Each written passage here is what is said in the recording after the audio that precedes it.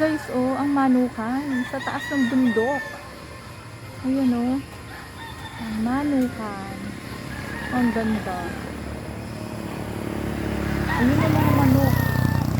Ayun. So, walang paglagyan ng manukan ay di sa bundok. Tingnan niyo po, oh. Ayun ang mga manok. Kasi isa po sila. Isa, dalawa, tatlo, apat.